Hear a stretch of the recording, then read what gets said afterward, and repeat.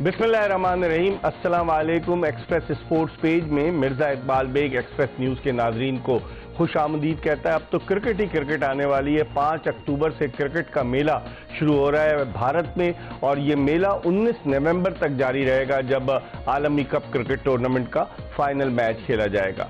Pakistani cricket team जिसके ऐलान में कुछ ताखीर हुई, फिर कुछ खिलाड़ियों के सेंट्रल कॉन्ट्रैक्ट पर तहफ़्फ़ुज़ात थे और तमाम, फिर उसके बाद वीज़ा, पाकिस्तान क्रिकेट बोर्ड ने 19 सितंबर को वीज़ों के लिए अप्लाई किया, तो कम से कम 5 दिन तो लिए जाते हैं ना, जो 5 वर्किंग डेज, और फिर बिल आखिर वीज़ा मिला। पाकिस्तानी टीम को पहले 24 सितंबर को रवाना होना था, फिर उसके बाद पाकिस्तानी टीम 27 सितंबर को रवाना हुई वाया दुबई। दुबई में उन्होंने चंद घंटे गुजारे क्योंकि अगली फ्लाइट उनकी हैदराबाद दक्कन की थी और पाकिस्तानी टीम हैदराबाद दक्कन पहुंच चुकी है, जहां वो अपना वर्ल्ड कप का पहला मैच 6 अक्टूबर को नेदरलैंड्स की टीम के खिलाफ खेलेगी, जो क्वालिफाई करके वर्ल्ड कप में आई है। और फिर 10 अक्टूबर को पाकिस्तान का मैच श्रीलंका के खिलाफ है, वो भी क्वालिफाई करके आई है। और फिर 14 अक्टूबर को अहमदाबाद के नरेंद्र मोदी स्टेडियम में पाकिस्तानी क्रिकेट टीम रिवायती हरीफ भारत के मध्य मुकाबिल होगी। वर्ल्ड कप की चूंकि अब सरगर्मियां शुरू हो गई हैं, पाकिस्तानी खिलाड़ियों ने जाने से बिल्कुल आखिरी लम्हे पर सेंट्रल कॉन्ट्रैक्ट साइन किया। बहुत सारी चीज़ें, फास्ट बॉलर नसीम शाह के जख्मी होने के बाद नई गेंद कौन करेगा, बहुत सारे ऐसे सवालात हैं कि जिनके जवाबात जानने की कोशिश करेंगे। और हमारे साथ मौजूद हैं पाकिस्तान के former test fast bowler Abdul Rauf Pakistan की जानिब से 3 test matches, 4 one day international matches, 2 में वो मैन ऑफ द मैच रहे और 1 T20 इंटरनेशनल मैच खेले। अब्दुल रऊफ ने MSc किया है, MPhil किया है और अब स्पोर्ट्स साइंसेज में वो PhD कर रहे हैं, डॉक्टरेट की डिग्री जो है वो लेने जा रहे हैं, तो डॉक्टर अब्दुल रऊफ कहलाएंगे। एक अब्दुल रऊफ मैस्योर भी थे पाकिस्तानी क्रिकेट टीम के, आपको याद होगा, मुझे हेडिंग लीड में मिले, लेकिन ये अब्दुल रऊफ, और माशाल्लाह इनको क्रिकेट की बहुत समझ है, इसलिए हम इनको जहमत देते हैं हर दफ़ा प्रोग्राम में और ये बड़ी मेहरबानी करते हैं कि आ जाते हैं। लाहौर से हमारे साथ वीडियो लिंक पर मौजूद हैं पाकिस्तान के former test fast bowler Abdul Rauf. अस्सलाम वालेकुम अब्दुल रऊफ। जी वालेकुम सलाम इकबाल। कैसे देखते हैं आप एज अ फास्ट बॉलर? मैं यहीं से शुरू करता हूं कि नसीम शाह की इंजरी और उसके बाद उनकी शोल्डर इंजरी हुई। बाद लोग कहते हैं कि जब उनको इंजरी हुई थी तो डॉक्टर साहब ने कह दिया कि आप बॉलिंग करें, जब उन्होंने बॉलिंग करना शुरू की तो वो और बढ़ गई। नसीम शाह की एब्सेंस में जो हमारा ट्राइका था, हम कहते थे हमारा ज़बरदस्त फास्ट बॉलिंग ट्राइका है, शाहीन शाह अफरीदी, हारिस रऊफ और नसीम शाह, तो नसीम शाह की अदम मौजूदगी में आप पाकिस्तान के फास्ट बॉलिंग अटैक को कैसे देखते हैं?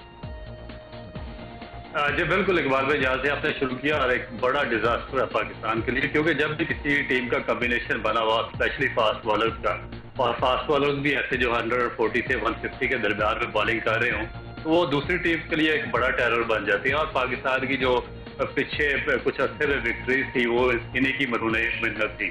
तो मेरा ख्याल है कि एक जो कॉम्बिनेशन का टूट जाना पाकिस्तान के लिए बहुत बड़े नुकसान का बायस था। और इसमें जो मेरा ख्याल है कि जो चीज़ लूज हुई है वो पाकिस्तान क्रिकेट बोर्ड की जो मैनेजमेंट थी, जो उनका कोचिंग स्टाफ का और उसके बाद जो निजी अमला है, उसकी नेग्लिजेंस उसमें शामिल थी। क्योंकि ये मेरे ख्याल में इनको रोटेटर कप ईयर जो था वो काफ़ी अर्से से था, और उससे रेपिटेटिव अगर आपने कोई इस इंजरी पे अगर रेपिटेटिवली आप बॉलिंग करते जाएं या स्ट्रेस पड़ता जाए तो फिर उसके बाद वो बड़ा एक से दूसरा, और ये 4 टिश्यूज होती हैं जो शोल्डर में कनेक्ट होते हैं। और फास्ट बॉलर्स के लिए जब वो बॉलिंग करता है तो ये बहुत ज़्यादा अहमियत के हामिल होते हैं। और जब एक ही टिश्यू किसी जगह से डैमेज हो जाता है तो वो फिर जो साथ वाला टिश्यू होता है उस पर ज़्यादा डिप्रेस पड़ना शुरू हो जाता है। फिर उसके बाद जो तीसरा और चौथा, तो नसीम शाह के केस में भी यही हुआ। ये सेम इसी तरह जिस तरह उससे पहले शाहीन अफरीदी के लेगामेंट के केस में था कि उनको हल्का सा जो ग्रेड 1 इंजरी थी और फिर हम उसका ख्याल नहीं कर सके, जो हमारा मैनेजमेंट स्टाफ था, क्योंकि पढ़े लिखे लोग तो होते नहीं हैं, तो वो फिर ग्रेड 1 से ग्रेड 2 ग्रेड 3 इंजरी में कन्वर्ट हुआ और वर्ल्ड कप में हमने बहुत बड़ा सफर किया। यही सेम सिनेरियो इस नसीम शाह के केस में है कि उनकी इंजरी भी अब ग्रेड 1 से ग्रेड 2 में कन्वर्ट हो गई है और सुना कि वो ऑपरेशन की तरफ जा रहे हैं। तो ये पाकिस्तान क्रिकेट के लिए मेरा ख्याल है कि छोटी सी नेग्लिजेंस कि आप पढ़े लिखे लोगों को साथ ही रख सके, इस वजह से आपको एक बड़ा नुकसान बर्दाश्त करना पड़ेगा। बिल्कुल आपने सही कहा, लेकिन ये बताइए कि अब नई गेंद आपकी नज़र में कौन करेगा? इन्होंने हसन अली को ये वापस लेकर आए। 12 जून 2022 के बाद से हसन अली पाकिस्तान की जानिब से कोई वनडे नहीं खेले, तकरीबन 1.25 साल के बाद उनको वापस लाए और वसीम जूनियर को कैरी कर रहे हैं। वसीम जूनियर, हसन अली, हारिस रऊफ और शाहीन शाह अफरीदी, ये 4 आपके फास्ट बॉलर हैं। तो आपकी नज़र में शाहीन शाह अफरीदी के साथ नया गेंद कौन कर सकता है? क्योंकि बाबर आजम ने लाहौर में जो प्रेस कॉन्फ्रेंस की, उन्होंने कहा ये सरप्राइज है, हम बाद में बताएंगे। आप कैसे देखते हैं इस मामले को?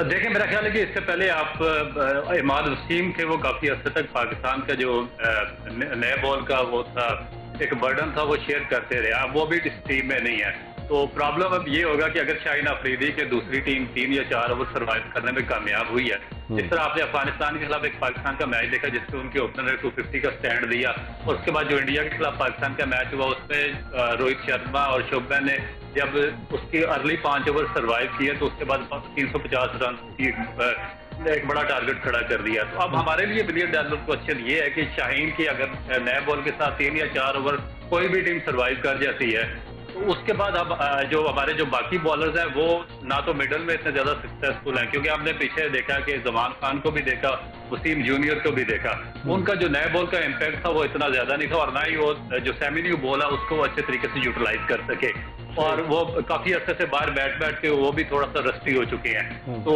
इसमें हारिस रऊफ पे बहुत ज्यादा रिस्पॉन्सिबिलिटी है, मगर वो भी आखिर के ओवर्स में। तो प्रॉब्लम हमें आएगा कि नए बॉल के साथ और जो मिडल के ओवर्स हैं 40 ओवर तक, तो वो हमें बड़ा जबरदस्त हमें एक झटका लगेगा नसीम शाह के जाने से। तो जो अब जो सीनियर पार्टनर है वो हसन अली है, क्योंकि वही नया बॉल शेयर कर सकते हैं, उनको ही एक्सपीरियंस है, मगर अनफॉर्चुनेटली कि वो पाकिस्तान की जो इस मैनेजमेंट थी उसके प्लान में शामिल नहीं थे वर्ल्ड कप में। इसी वजह से पीछे 2-3 साल पहले जब उनकी परफॉर्मेंस वाइट बॉल में कंसिस्टेंटली डिक्लाइन का शिकार होना शुरू हुई, तो उनको टीम से ड्रॉप कर दिया गया, और फ्रॉम नोवेयर बगैर उनको तैयारी के या पीछे किसी भी सीरीज में उनको खिलाने के उनको डायरेक्टली 50 ओवर का बर्डन उन पर डाला गया। तो अब देखते हैं कि वर्ल्ड कप में ये बर्डन उठा सकते हैं या नहीं। हाँ, तो आपकी राय ये हुई कि शाहीन शाह अफरीदी के साथ नया गेंद आप समझते कि हसन अली करेंगे, क्योंकि वसीम जूनियर को मुझे नहीं लगता ये खिलाएं, और उसके अलावा जमान खान जो हैं वो तो रिजर्व में शामिल है, और आपकी जो बॉलिंग अटैक है उसमें यही बचते हैं मोहम्मद वसीम जूनियर और उसके अलावा हसन अली, हारिस रऊफ और शाहीन शाह अफरीदी। तो आपकी राय ये हुई कि हसन अली नया गेंद करेंगे। लेकिन ये बताएं, आपने ऑस्ट्रेलिया भारत की सीरीज देखी होगी, जिस तरह की विकेटें हैं भारत की, बिल्कुल फ्लैट विकेट्स, रन्स के अंबार लग रहे थे। तो आप नहीं समझते अब्दुल रऊफ के इन विकेट्स पर पाकिस्तानी बॉलर्स को, आपने सही कहा कि अगर शुरू के ओवर्स में 5 ओवर वो गुजार लेते हैं, शाहीन शाह अफरीदी जो बड़े मशहूर हैं शुरू के ओवर्स में ब्रेक थ्रू करने के लिए, तो आप नहीं समझते कि फिर अगर उन्होंने गुजार लिए तो जो भी टीम होगी इन विकेट्स पर फिर हमारे खिलाफ रन्स के अंबार लगा सकती है? जी बिल्कुल। आप देखें कि इसी में देखें कि जो अफगानिस्तान की टीम है उसके पास 2 ऐसे स्पिनर्स हैं, जिस तरह मुजीब है और उसके बाद राशिद खान और नबी हैं। वो किसी भी टीम को रिस्ट्रिक्ट कर सकते हैं क्योंकि क्वालिटी स्पिनर्स है। इंडिया ने कुलदीप यादव के लाए हैं, वो जो नए स्पिनर है वो चाइना मैन है, उनको समझ नहीं आती किसी को, और वो मिडल में काफी अच्छा उनको सपोर्ट कर देते हैं। उसके बाद अब श्रीलंका ने 20 साल का एक यंग लड़का ट्राई किया जिसके पास रिस्क में जान है और उसके पास ब्रेक भी है, स्पिन भी है, और बड़ी टीमों को परेशान करते हैं। तो हर टीम ने एक्सपेरिमेंट किया है, नए लड़के ढूंढे, क्योंकि आगे वर्ल्ड कप के लिए उन्होंने तैयारी की है। हमारी बदकिस्मती ये है कि हमारे जो दोनों स्पिनर्स हैं, जिसमें नवाज है और शादाब खान, वो कम्प्लीटली आउट ऑफ फॉर्म है। और दूसरा वो जो लॉन्ग फॉर्मेट है उसकी उनकी तैयारी नहीं है, ना वो डोमेस्टिक इतना ज्यादा लंबा खेले हैं, ना वो 50 ओवर की गेम बहुत ज्यादा खेले हैं, ना फर्स्ट क्लास खेले हुए हैं। तो उनकी जो प्रिपरेशन है वो सिर्फ T20 3 या 4 ओवर की क्रिकेट की है। तो ये जाकर पाकिस्तान के लिए बहुत बड़ा मुश्किल आगे पैदा कर सकती है वर्ल्ड कप में जो मिडिल ओवर के पास। ठीक है, आप हमारे साथ मौजूद रहिएगा। पाकिस्तान के former test fast bowler Abdul Rauf हमसे बात कर रहे हैं। इस वक्त हम प्रोग्राम में एक ब्रेक की तरफ बढ़ रहे हैं और जब ब्रेक के बाद वापस आएंगे मजीद बात करेंगे। कहीं जाइएगा नहीं, stay tune to express news.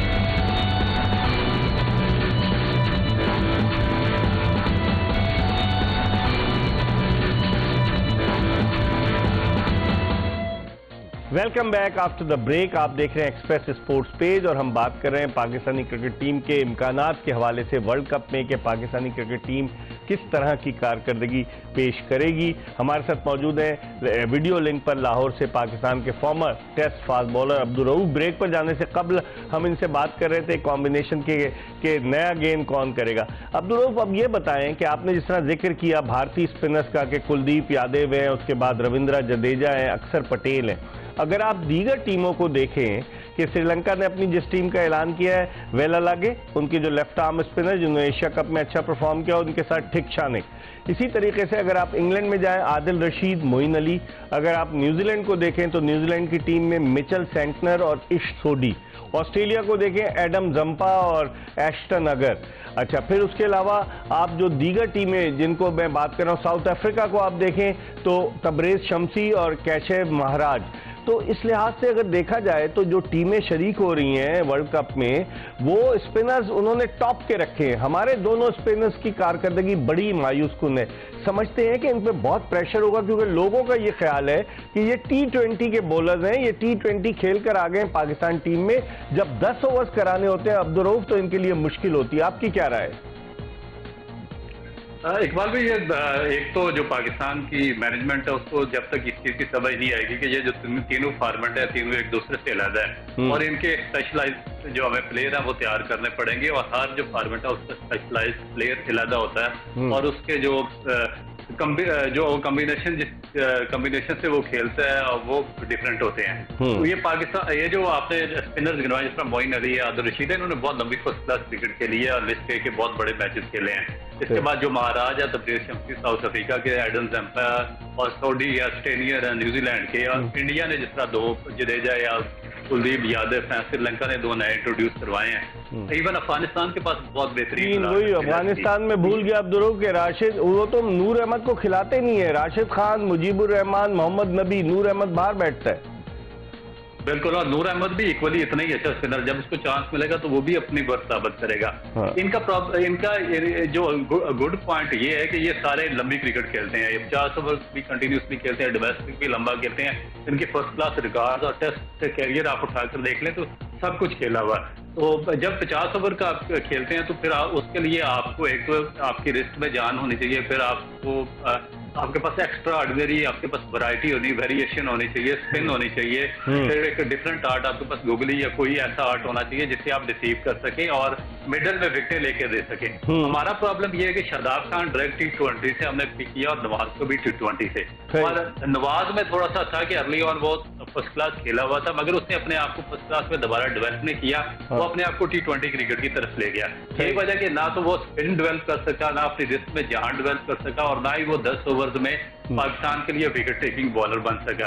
अब हमारा पाकिस्तान क्रिकेट बोर्ड का भी यही प्रॉब्लम था कि पिछले 5-6 साल में वो भी कोई ऐसा स्पिनर सईद अजमल, जुल्फकार बाबर या अब्दुल रहमान के जाने के बाद नहीं डेवलप कर सके जो आगे चलकर पाकिस्तान के लिए फायदेमंद साबित होता है। इनके पास बड़े अच्छे स्पिनर्स आए थे, जिस तरह अली उस्मान था व्याडी का, one of the best spinner था, आउटस्टैंडिंग, उसे काफी परफॉर्म किया फर्स्ट क्लास में मगर उसको नजदीक भी नहीं लाया गया।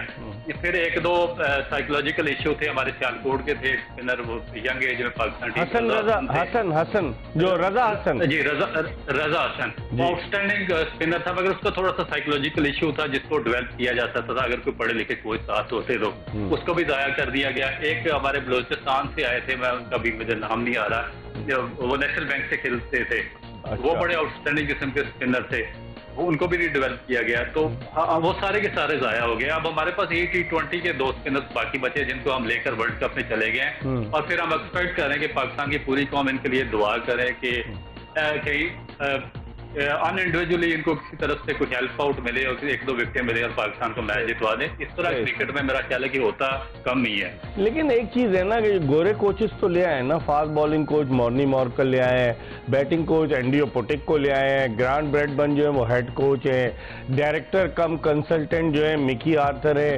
तो ये गोरों को लाए तो हैं कि वो कहते हैं कि बड़े क्वालिफाइड हैं। चले हमारे कोचेस जो है, मान लिया अब्दुल रऊफ के हमारे कोचेस इतने पढ़े लिखे नहीं है, जिसकी पर्ची है, जिसकी सिफारिश रंजिश है, जिसकी दोस्ती है। अब आप बताएं अलमिया कितना बड़ा अलमिया है ये कि जुनैद ज़िया जिसका बॉलिंग एक्शन मशकूक करार दिया गया था 2002 का जो अंडर 19 वर्ल्ड कप था जिसमें सलमान बट कप्तान था, वहां उसका बॉलिंग एक्शन मशकूक करार दिया गया और हारून रशीद टीम के साथ थे, उन्होंने आकर रिपोर्ट दी। उसके बाद डोमेस्टिक सर्किट में भी जुनैद ज़िया का बॉलिंग एक्शन मशकूक करार दिया गया, लेकिन उनको जो है वो 4 वनडे खिला दिए गए। बांग्लादेश के खिलाफ 3 विकेटें उन्होंने ली और अब वो जनरल मैनेजर डोमेस्टिक क्रिकेट हैं। तो आप समझते हैं कि अगर सिफारिश की बुनियाद पर लोगों का तकर्रुर होने लगेगा जो नाबलद हो कि किस तरीके से खिलाड़ी को ग्रूम करना है, तो उससे पाकिस्तान क्रिकेट को नुकसान नहीं पहुंचेगा अब्दुल रऊफ? ये बिल्कुल बहुत बड़ा नुकसान पहुंचेगा और पहुंच रहा है। और मेरा ख्याल है कि जब तक हम स्पार्टी कल्चर से बाहर नहीं निकलेंगे, हमारी ना तो क्रिकेट फ्लॉरिश हो सकेगी, ना हम इंफ्रास्ट्रक्चर बना सकेंगे और ना हमारा डोमेस्टिक का सिस्टम बेहतर तरीके से चल सकता है। और ये हमें स्पार्टी कल्चर से हमें जान छुड़ानी पड़ेगी पाकिस्तान को और पाकिस्तान की कौम को। हर डिपार्टमेंट में स्पार्टी कल्चर बहुत ज्यादा है, जिसकी वजह से हमारे जो जेन्युइन लोग हैं वो सफर कर रहे हैं और हमारी जो प्रोडक्शन है वो बिल्कुल जीरो पे जा रही है। और हम किसी भी फील्ड में किसी भी जगह पे कोई तरक्की करने में अभी तक नाकाम है। दूसरा, जहां तक आपने जो फार्मर्स हैं, कोचेज उनकी बात की है, वो सिर्फ पैसा कमाने के लिए आते हैं, वो सिर्फ टीमों के साथ अटैच हो जाते हैं। और वो देखें, उन्होंने बांग्लादेश में भी काम किया। बांग्लादेश की टीम कहां पे खड़ी है? क्योंकि उन्होंने बांग्लादेश से बड़ा कॉन्ट्रैक्ट पकड़ा, 6-6 महीने 3-3 महीने के 1 साल के कॉन्ट्रैक्ट है, उसमें वो अपने पैसे लेते हैं, वो थोड़ा सा टाइम पास करते हैं और निकल जाते हैं। जिस तरह अभी मिकरी आंसर कर रहा है, वो पैसे लेगा, पीछे भी आया, कोई फायदा नहीं है उसका, साथ थोड़े अर्से के लिए आते हैं, पैसे लेते हैं, निकल जाते हैं। फिर जो आपके इंडिया ने तजर्बा किया, फिर उन्होंने इनको भगा दिया, अब उन्होंने अपने कोचेस वगैरह रखे हुए। श्रीलंका ने तजर्बा किया, बुरी तरह नाकाम हो गया। बाकी कंट्रीज में भी नाकाम हुआ, क्योंकि जब तक आप अपने लोग डेवलप नहीं करेंगे। अब ये देखना, ये जो बड़े लोग कोचेज आते हैं, ये इंटरनेशनल टीमों के साथ लग जाते हैं, मगर जो आप south Africa, Australia, New Zealand, England और इंडिया का आप सारा डोमेस्टिक सर्कल उठाकर देखें तो हाईली इंटेलेक्चुअल और पढ़े लिखे और जिनके पास हाईली क्वालिफाइड डिग्रियां, वो नीचे ग्रास रूट पर और ऊपर तक काम कर रहे हैं। और जब अगर बच्चों की डेवलपमेंट सही होगी तो फिर वहां से वो अच्छा बच्चा निकलकर आपकी टीम को मैसर आएगा। तो हमने नीचे ही जाहिल रखे हुए हैं। मसला ये कि ऊपर हम जितने मर्जी PhD भी एक लाकर उठा देंगे, बाहर से फार्मर पड़ा हुआ, उसके साथ अब हम अपना एक कोच रखेंगे जिसकी एजुकेशन मैट्रिक भी दी है या मैट्रिक पास है, जिसको बेसिक अनाटॉमी का पता है, ना उसको साइकोलॉजी का पता है, ना उसका बायोमैकेनिक्स का पता, ना उसको और किसी चीज साइंस का पता है। तो वो आकर उससे क्या सीखेगा कि एक PhD डॉक्टर से जब बाहर से हम मंगवाते हैं तो रिजल्ट फिर एंड पे क्या निकलता है? 0 निकलता है। ठीक है, आप हमारे साथ रहिएगा अब्दुल रऊफ। हम एक ब्रेक की तरफ बढ़े और जब ब्रेक के बाद वापस आएंगे तो अब्दुल रऊफ से भी बात करेंगे, कोशिश करेंगे कि किसी स्पोर्ट्स जर्नलिस्ट को भी ऑनलाइन लें और बात करें पाकिस्तान में जो कोचिंग का सिस्टम है जिसमें सिफारिश जो है वो सरायत कर गई। नदीम खान की एग्जाम्पल ले लें, 2 टेस्ट मैच खेले, एक टेस्ट मैच 1993 में और एक टेस्ट मैच 6 साल बाद 1999 में। उनको अभी बाहर कर दिया गया था, 4 महीने बाद वो दोबारा ज़का अशरफ के दौर में आ गए। हो क्या रहा है? सिफारिश कल्चर को कौन फरोग दे रहा है? इस पर बात करेंगे एक ब्रेक के बाद। Stay tune to express news.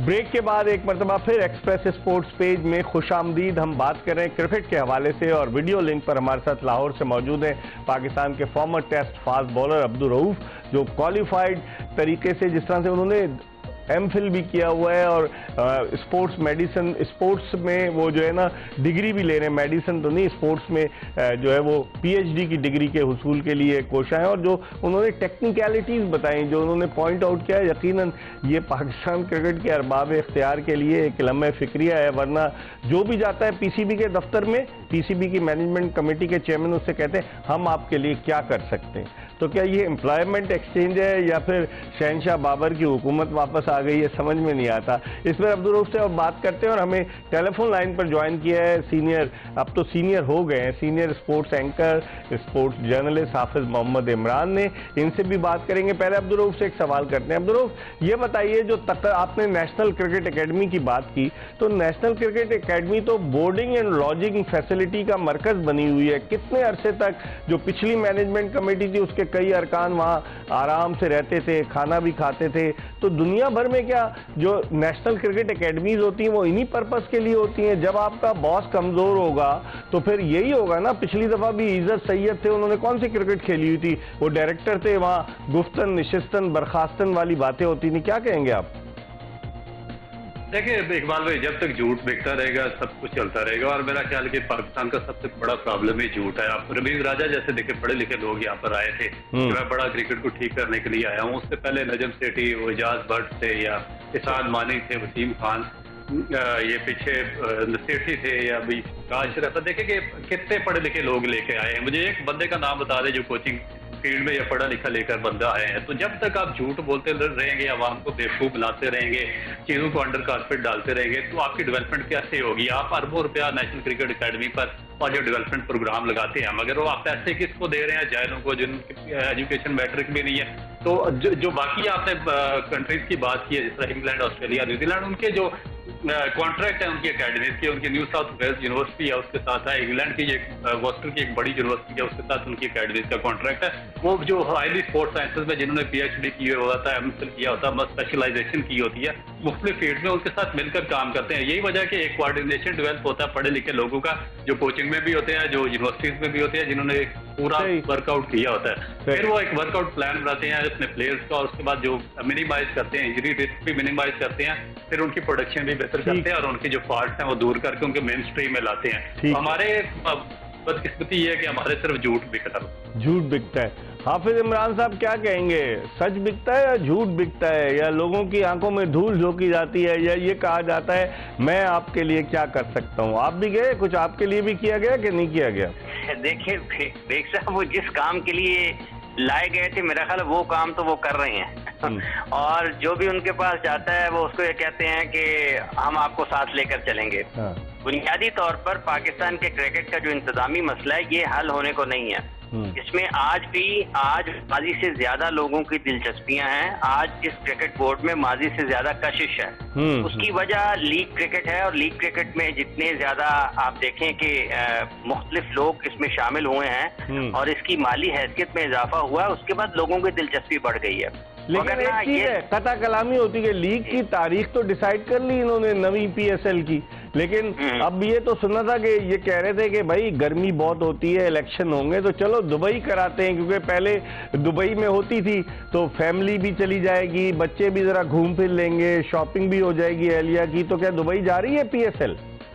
देखिए, इसका अभी तक तो इन्होंने कहा है कि नहीं, और फ्रेंचाइजीज उसकी बड़ी मुखालफत करते हैं, लेकिन इसमें कुछ कहा नहीं जा सकता। ये बात ठीक है कि जब तक कि PSL पूरी की पूरी हो ना जाए ना यहाँ पर, उस वक्त तक ये आप हतमी तरीके से कुछ हतमी राय इसके बारे में कायम नहीं कर सकते। ये तो कोई पता नहीं कहे कि चले हम फाइनली दुबई में करा लेते हैं। तो लोगों का दिल तो करता है इस तरीके से सोचने का कि ये मुत्तहिदा अरब अमारात में चली जाए, लेकिन अब चूंकि फ्रेंचाइजीज का बहुत बड़ा हाथ है, फ्रेंचाइजीज नहीं चाहती हैं कि वो पाकिस्तान सुपर लीग के मुकाबले पाकिस्तान से बाहर दोबारा जाएं, क्योंकि उनको जो फायदा होता है असल में, और बिलखुसूस सिर्फ उनका नहीं है, ये ब्रांड का भी फायदा इसी तरीके से है कि अगर आपके मैचेस सारे के सारे पाकिस्तान में होते हैं, क्योंकि जितनी मकबूलियत पाकिस्तान में मुकाबलों के इनेकाद से मिल सकती है उतनी मुत्तहिदा अरब अमारात से या दुनिया के किसी भी और मुल्क से मिल नहीं सकती है। तो इसके बारे में कुछ कहना कबल इस वक्त है, लेकिन इस चीज को नजरअंदाज कतई तौर पर नहीं किया जा सकता है कि पाकिस्तान सुपर लीग के मैचेस पाकिस्तान से बाहर भी हो सकते हैं, क्योंकि जो इंतखाबात के हवाले से मामलात हैं, जो उस वक्त अमन व अमान और कानून नाफिज करने वाले इदारे हैं, उनकी राय को अहमियत दिए बगैर आप उनको फैसला नहीं कर सकेंगे। आपके लिए इस मुश्किल होगा कि उनको नजरअंदाज करें। ठीक है, आप साथ ही रहिए। अब्दुल रऊफ, क्या समझते हैं PSL पाकिस्तान से बड़ी मुश्किल से हम पाकिस्तान में लेकर आए? 2016 में PSL शुरू हुई, पूरी PSL मुत्तहिदा अरब अमारात में हुई। 2017 में जो फाइनल था वो गद्दाफी स्टेडियम लाहौर में हुआ, फिर 2018 से PSL के मैचेस होना शुरू हुए। आप समझते हैं कि जो इतनी जिद्दोजहद के बाद PSL पाकिस्तान आई, पाकिस्तान सुपर लीग, अब इसको दोबारा बाहर ले जाया जाए, वो दुरुस्त फैसला होगा? ये बिल्कुल भी नहीं, और हम तो वो लोग हैं जिन्होंने बहुत ज्यादा इसका डैमेज उठाया हुआ। और स्पेशली मुझे याद है कि जब 2007 में चैंपियन ट्रॉफी थी तो मेरा नाम भी अनाउंस हुआ था पाकिस्तान में, और कुछ ऐसे हालात हुए थे जिसकी वजह से वो फिर डिले हो गई थी और नहीं हो सकी। तो इस वजह से हमारे जैसे जितने भी डोमेस्टिक के प्लेयर्स थे, जो टॉप क्लास प्लेयर्स थे, उन्होंने बहुत ज्यादा नुकसान उठाया था पाकिस्तान में क्रिकेट ना होने का, और हमने एक बड़ा लंबा टाइम, एक डिकेड अपने सर्व की है। तो एक बहुत खुशाइन बात है कि पाकिस्तान में दोबारा क्रिकेट की सरगर्मियां बहाल हुई हैं, खुशी हुई है। और जितने भी हमारे सिक्योरिटी एजेंसीज हैं, जो सिक्योरिटी के इदारे हैं, जिनकी लाजवाब कुर्बानियों से जिन्होंने शहादतें दी हैं, अपनी जानें कुर्बान की हैं पाकिस्तान में अमन और सिक्योरिटी लाने के लिए, मैं उनको स्पेशली खराज तहसीन पेश करता हूँ, क्योंकि एक बहुत बड़ी उनकी कुर्बानियों से पाकिस्तान में दोबारा बिल्कुल उनके कंट्रीब्यूशन से और उनकी कुर्बानियों से पाकिस्तान में दोबारा अमन बहाल हुआ, पाकिस्तान दोबारा एक इंटरनेशनल अरीना बना है। तो मेरा ख्याल है कि पाकिस्तान में जितने भी इस तरह के इवेंट्स है पाकिस्तान के अंदर ही हों तो बेहतर। आप हमारे साथ रहिएगा अब्दुल रऊफ, और हमारे साथ हाफिज इमरान भी हैं। प्रोग्राम के आखिरी ब्रेक की तरफ बढ़ रहे हैं, चंद मिनट हैं और आखिरी ब्रेक में हम बहुत सारी बातें करेंगे। हाफिज इमरान से पूछेंगे कि इलेक्शन होने जा रहे हैं पाकिस्तान क्रिकेट बोर्ड के या नहीं। ज़का अशरफ को 5 जुलाई को मैनेजमेंट कमेटी का चेयरमैन बनाया गया था, 4 महीने का वक्त दिया गया था। जो लेटर था उसमें कहा गया था कि डे टू डे अफेयर्स आप देखेंगे और इलेक्शन कराएंगे। तो इनकी जो मियाद है वो 5 नवंबर को ख़त्म हो जाएगी। लेकिन इस पर हम हाफिज इमरान से भी पूछेंगे और अब्दुल रऊफ से और कुछ टेक्निकल चीज़ें पूछेंगे। प्रोग्राम के आखिरी ब्रेक की तरफ बढ़े और ब्रेक के बाद दोबारा आपको ज्वाइन करेंगे।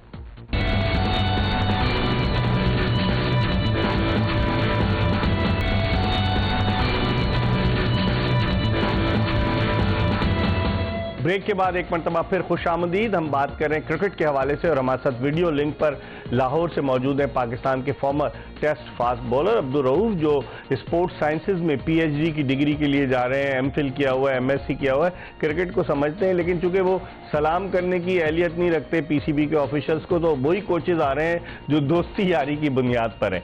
और उनके साथ मौजूद हैं पाकिस्तान के sports anchor, sports journalist Hafiz Mohammad Imran. इनके तबसरे भी आप सुनते होंगे मुख्तलिफ चैनल्स पर, इनके आर्टिकल भी पढ़ते होंगे। मैं हाफिज इमरान आपसे शुरू करूंगा, क्या देख रहे हैं? इलेक्शन होने जा रहे हैं, PCB की बात कर रहा हूं मैं। लेकर देखें, इलेक्शन पता नहीं होने जा रहा है या नहीं होने जा रहा है, लेकिन कलेक्शन जरूर हो रही है। अच्छा। और सिलेक्शन भी हो रही है।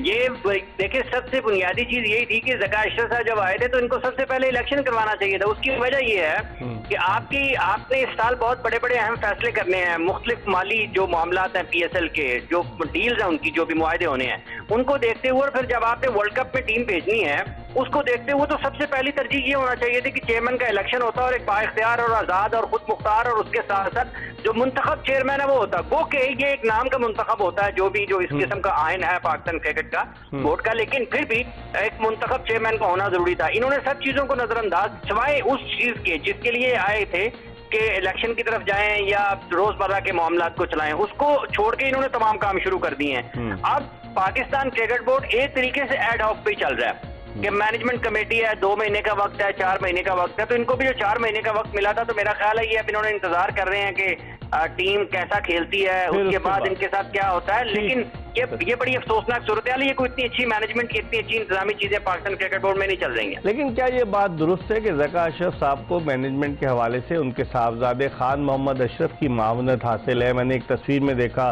सिंध प्रीमियर लीग का जो NOC जब दे रहे थे ज़का साहब तो उनके साहबजादे थे। मैंने एक तस्वीर में देखा, आप भी शायद वहाँ गए हुए थे, लाहौर कलंदर्स का हाई परफॉर्मेंस सेंटर, वहाँ दौरा कर रहे थे, तो साहबजादे साथ थे। तो लोग कहते हैं डिफेक्टो चेयरमैन है, ऐसे ही लोग अफवाहें उड़ाते हैं या इसमें कोई सदाकत भी है?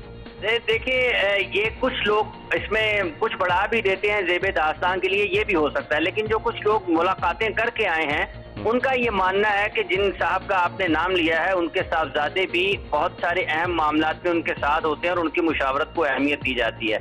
जिन 2 तस्वीर का आपने जिक्र किया है ये हवाले के तौर पर मौजूद है और इनके ऊपर ही बात हो सकती है, क्योंकि ये वो ऐसी दोनों मकामात हैं जहां पर आपका जो जाती दौरा नहीं है, ये दौरा आपके पेशा वाराना जिम्मेदारियों को का है। और उसमें अगर कोई आपके कोई भी करीबी ताल्लुक वाले या बेटे हैं उनके, इसमें तो बहुत करीबी ताल्लुक है, मतलब इससे ज्यादा क्या होना है। विरासत तो नहीं आ गई क्रिकेट बोर्ड में, विरासत आने वाली। आपको पता है जब शहरयार खान थे, एजाज भट्ट मरूम थे, नजम सेठी थे, डॉक्टर नसीम अशरफ थे, किसी के बेटे नहीं आए, तो क्या विरासत आने वाली है PCB? ये बात आपकी बिल्कुल ठीक है, लेकिन इस वाले केस में जब आपने खान मोहम्मद साहब का जिक्र किया तो इसमें कोई दो राय नहीं है। जो लोग मिलके आए हैं, जो लोग रोजाना पाकिस्तान क्रिकेट बोर्ड जाते हैं या मुख्तलिफ हवालों से क्रिकेट बोर्ड के अफसरान के साथ मुलाकातें करते हैं बराह रास्त या डायरेक्ट इनडायरेक्ट, उनको पता है कि खजाने की चाबी किसके पास? उनको ये पता है कि तोते की जान किसमें है। तोते की जान। अब्दुल रऊफ क्या कहेंगे अगर इस तरह से अनप्रोफेशनल अंदाज से चलेगा और 5 नवंबर आखिरी डेट है कि उस वक्त तक इलेक्शन कराए जाए,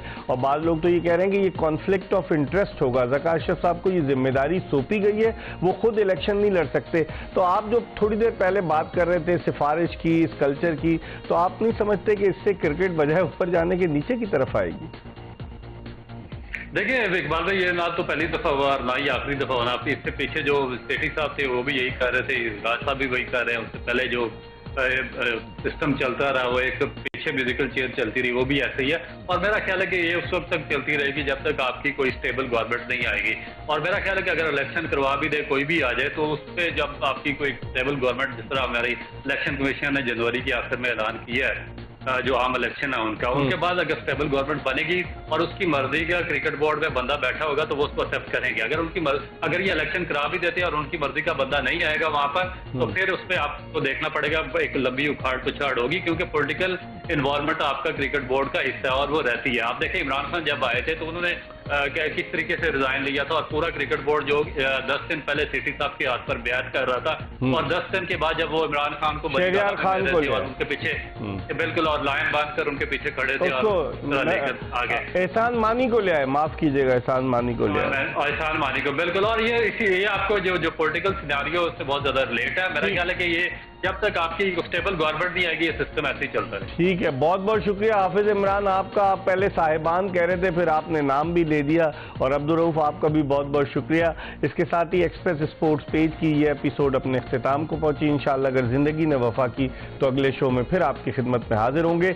मिर्जा इकबाल बेग और एक्सप्रेस न्यूज की पूरी प्रोडक्शन टीम को इजाजत दीजिए। अल्लाह हाफिज।